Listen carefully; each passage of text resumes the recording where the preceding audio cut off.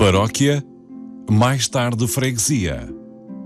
Câmara de Lobos deve a sua designação à configuração da sua baía, em jeito de câmara ou remanso da terra, e ao facto de, na época da descoberta, ali existir uma grande colónia de lobos marinhos. Aproveitando as condições da baía, os seus habitantes sempre se dedicaram à pesca. Embora desde o povoamento que a paróquia é um local agrícola de extensos bananais, dizendo-se mesmo que aqui se plantaram as primeiras videiras, a que se seguiram os canaviais. Foram vários os engenhos ali existentes.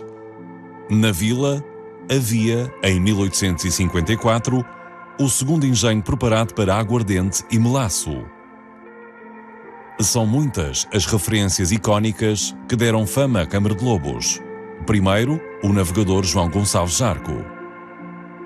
João Gonçalves Zarco usou do topónimo Câmara de Lobos para o nome de sua família e de sua descendência. Esse nome, esse título de nobreza, foi reconhecido pelo rei e João Gonçalves Zarco acabou por ser designado João Gonçalves de Câmara de Lobos. Da família Câmara sairiam os capitães donatários da Capitania do Funchal durante mais de um século, durante várias gerações. Portanto, esta freguesia, que foi uma das primeiras da Madeira, tem um papel muito importante, quer do ponto de vista simbólico, quer do ponto de vista histórico, nos mitos de fundação da história da Madeira. A freguesia de Câmara de Lobos é uma das freguesias da Madeira com mais capelas e igrejas do arquipélago. Devemos mencionar como uma das casas mais importantes e o único convento existente franciscano na Madeira, o convento de São Bernardino e a capela anexa de Santa Cecília. A presença dos franciscanos foi marcante para a paróquia local. De entre eles, destaca-se a figura do Frei Pedro da Guarda, que em 1485 se retirou para a ilha, criando em Câmara de Lobos o eremitério de São Bernardino. Era conhecido como o Santo Servo de Deus, sendo muito venerado pelas populações devido às suas virtudes e aos seus milagres. O convento de São Bernardino surgiu em 1460, era um pequenino eremitério junto aqui à Ribeira. Mais tarde houve um aluvião aqui na Madeira e também foi atingido. Foi restaurado em 1480 e a partir daí, de facto, os frades vieram e o convento está notabilizou-se sobretudo pela presença do Frei Pedro da Guarda.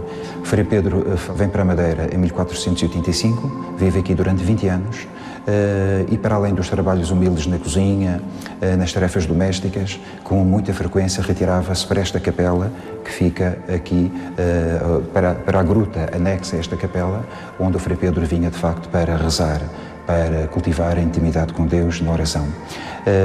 Acaba por falecer a 27 de julho de 1505 e mais tarde, em 1597, são trasladados os seus restos mortais e a partir desse dia sucedem-se uns milagres de uma forma extraordinária. Portanto, São Bernardino podemos considerar é de facto assim como que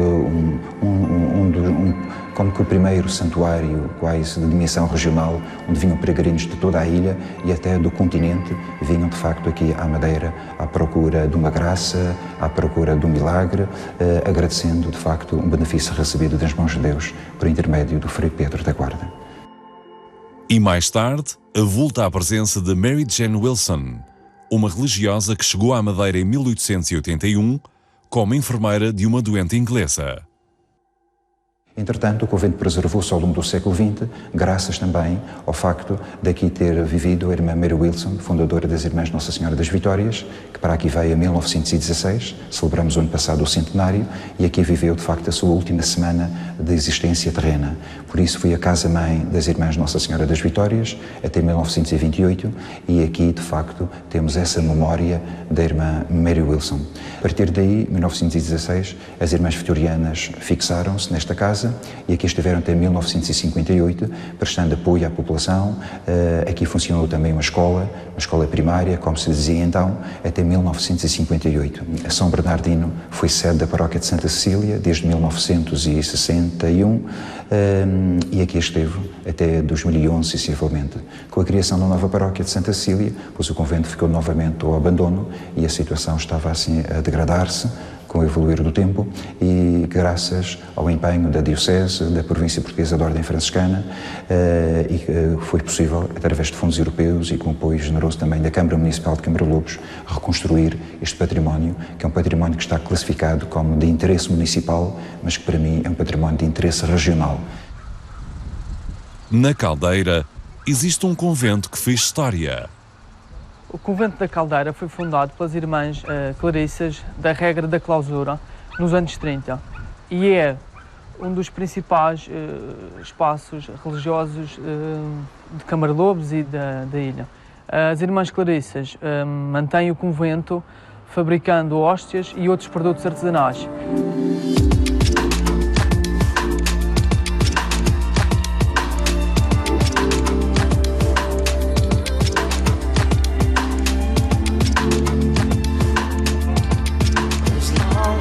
Esta igreja, a Igreja de São Sebastião, não terá sido a primeira igreja de Câmara Lobos, mas sim a Capela do Espírito Santo. Esta igreja terá sido mandada construir pela paróquia na primeira metade do século XVI e passou por melhoramentos e uma recuperação e um aumento no século XVIII.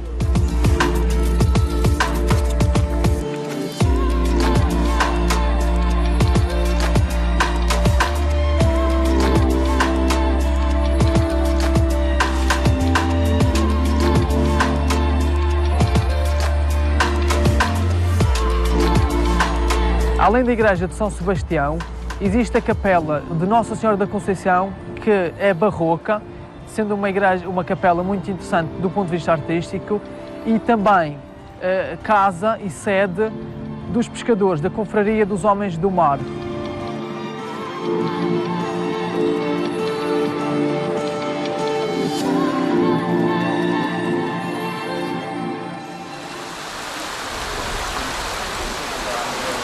É indissociável a relação com o mar.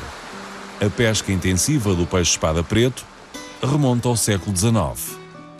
Embora existam referências anteriores à captura desta espécie na ilha.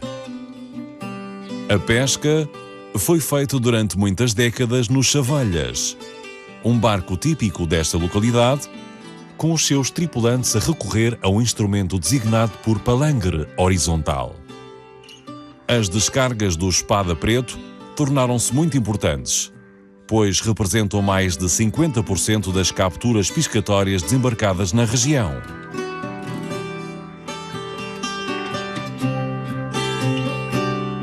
Muito 9 anos, saí de barco, eu com meu pai. Meu pai era pescador, mas meu filho já não foi para o mar, e tinha que estudava no mar. Dava-se bem no mar. Não vá para o mar, vai estudar.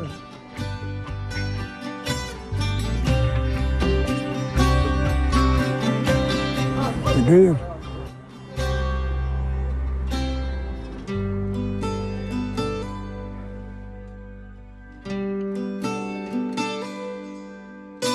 A relação com o mar trouxe atividades associadas, como seja a extração de sal da água do mar a partir de poços escavados de rocha. E foi nas antigas salinas, à entrada da cidade, que outra atividade associada à pesca foi desenvolvida: a secagem da gata. Uma espécie de tubarão que é capturada ao largo e que depois de seco, ao sol, é transformada no bacalhau de Câmara de Lobos, como o povo lhe chama.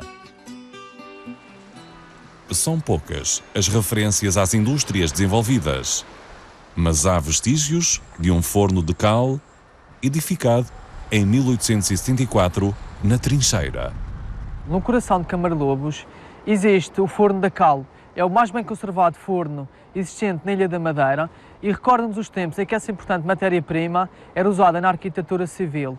Esse forno a cal ficava nessa linha, onde aí secavam as charas, as gatas. E os barcos que traziam cal para cá vinham do Porto Santo, a remos, até chegar aqui, para este forno. Não havia outro. Aí onde desmachavam a cal, as pedras de cal, e depois então a gente comprava-se para pintar. Através dos livros de manifesto da produção do vinho, há referências de que, em 1880, as vinhas produziam mais de 3.000 pipas de vinho. Terá sido no século XV que se constituiu a primeira empresa vinícola, por intermédio da família Henriques, que se tornou a maior proprietária vinícola da ilha. A história da empresa resulta de uma família, os Henriques, que em 1850 se estabeleceram, no fundo, a produzir uvas que entregavam às famílias inglesas que fizeram a internacionalização do vinho da Madeira, e nós, Henriques, tínhamos várias propriedades com os nossos caseiros. Éramos essencialmente conhecidos por produzir excelentes uvas e fornecer mosto da melhor qualidade. Depois, mais tarde, tivemos o Oídium e depois a Filoxera, já no final do século XIX, e tivemos o problema de ter que arranjar solução para a internacionalização da empresa. Nessa altura, a empresa estabeleceu-se através dos dois irmãos, o Joaquim Henriques e o Francisco Henriques, e que deram o nome a esta empresa Henriques e Henriques. A Câmara de Lobos, de facto, apresenta condições edafoclimáticas para a produção das uvas, quer aqui, quer o Estreito, portanto, toda esta zona é uma zona extremamente prolífica em termos da produção de uvas, e ainda hoje é, não é? Portanto, estou convencido que estas famílias foram se estabelecendo aqui por via das razões históricas que podemos associar ao clima e que podemos associar à própria qualidade da zona em termos da produção de uvas. A passagem do ex-primeiro-ministro inglês Winston Churchill por Câmara de Lobos foi imortalizada por um retrato que ilustrava o governante inglês sentado num mirante sobranceiro à baía, a pintar em tela a baía e o ilhéu. Luís Gonçalves era um dos muitos cataraios que brincavam pelo calhau e se exibiam aos turistas em mergulhos mais ou menos acrobáticos. O seu filho punha-se lá em cima, e então punha-se a pintar, a gente punha-se ali sentadinhos, de pata rapada, falando a verdade, de pata rapada. E então ele pegava, metia a mão nos bolsos, oferecia um caramelinho a outra, a gente punha-se ali catinhos. Ele pintava, no outro dia vinha outra vez, levava dias pintando, mas tinha aquele senhor sempre com o chapéu de sol aguentando quando fazia sol. Como o sustento tirado do mar era incerto, talvez por isso a Vila Piscatória ficou conhecida como sendo um dos locais mais pobres de Portugal. A pobreza era tal que as autoridades sentiram a necessidade de construir habitação para alojar os pescadores. O bairro do Ilhéu surgiu no início do século XX. Inaugurado a 2 de dezembro de 1945, o bairro era a zona onde vivia a classe piscatória e onde a pobreza, a fome, atingiam níveis subhumanos, com cada fogo a acolher 10 ou 20 pessoas.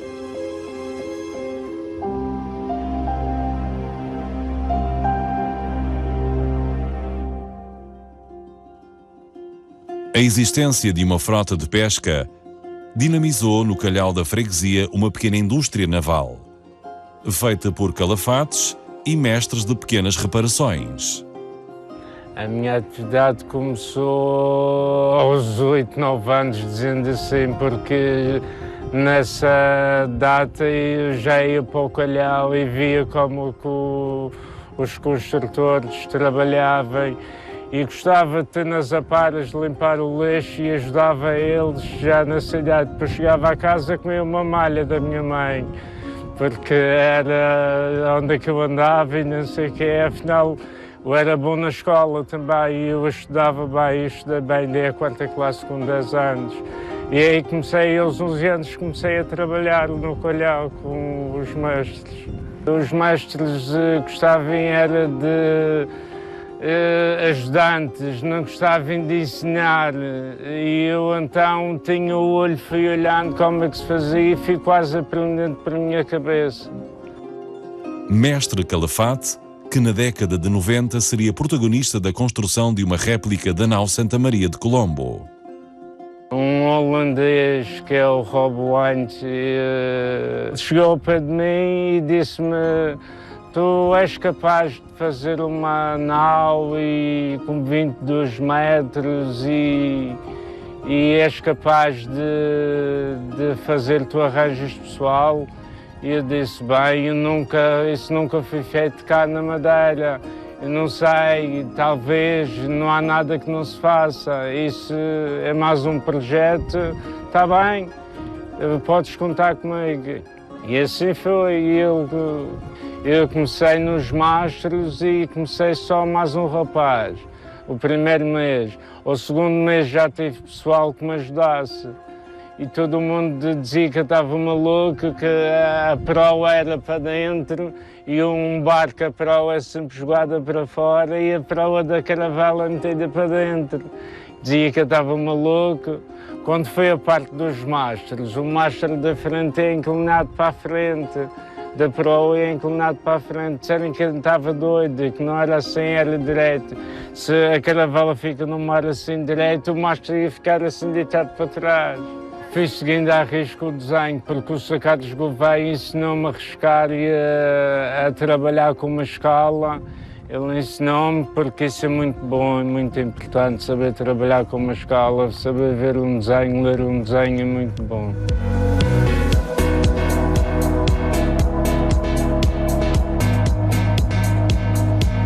À pesca, associou-se na segunda metade do século XX o turismo, através da restauração e, sobretudo, de uma bebida antiga que durante anos foi apenas um copo partilhado por pescadores e que aproveitava a aguardente produzida a partir da cana-de-açúcar, a que se juntava mel e limão, misturados com recurso ao mexelote, e que hoje é uma atração turística.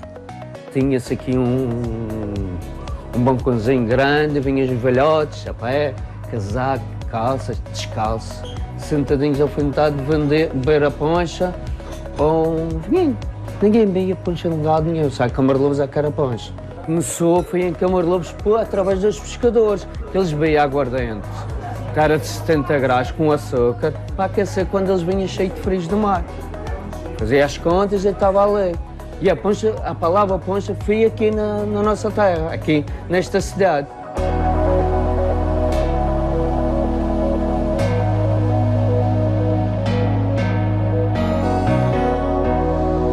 Na altura da Páscoa, veio um grupo de pessoas que traziam seus colegas de estudantes de fora, acompanhado com eles, que era na base, vinha aí ver os copos e um bar bonito, o que é que vocês fazem?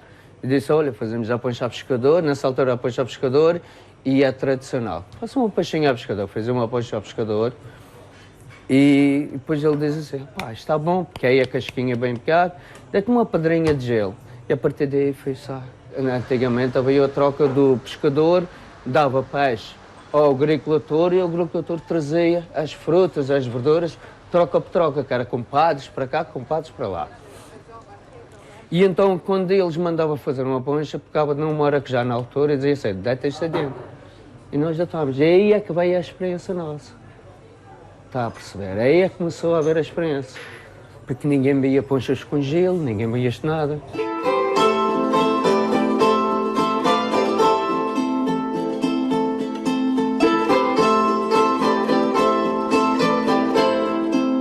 Vila do Peixe. Como turisticamente é vendida, Câmara de Lobos tem na restauração e no filete de espada preto uma das atividades mais relevantes para a economia local. Uma relação com o tradicional e com a faina dos pescadores que merece críticas. Quando você vai a uma vila pescatória, você vai à procura de ver peixe, ver os pescadores chegarem com peixe. Você está aqui um ano inteiro em Câmara de Lobos, você não vê chegar peixe. tiraram a lota que nós tínhamos aqui embaixo, vamos lá saber porquê. E são estas coisas, o turista muitas vezes chega cá e diz, olha, onde é que eu posso ver peixe? O estrangeiro, quando chega aqui, muitos deles querem ver a azáfama dos pescadores chegarem à terra, como eles trazem o peixe. É isso que eu faço quando vou lá fora também. E com certeza vocês também, quando vão lá fora, nós queremos ver alguma coisa que não temos em casa. E tudo isso se perdeu. A praça que nós tínhamos aqui, esta praça era tão linda que eu enamorei-me dela. Eu não sou de cá, não sou de Câmara de Lobos. E a pena, com a praça tão bonita que nós tínhamos aqui, destruíram-na. Inclusive, recordo-me, vocês não sei se sabem, mas havia aqui uns jardins, eles tinham feito umas paredinhas com aquelas pedras vulcânicas, que era mesmo lindo.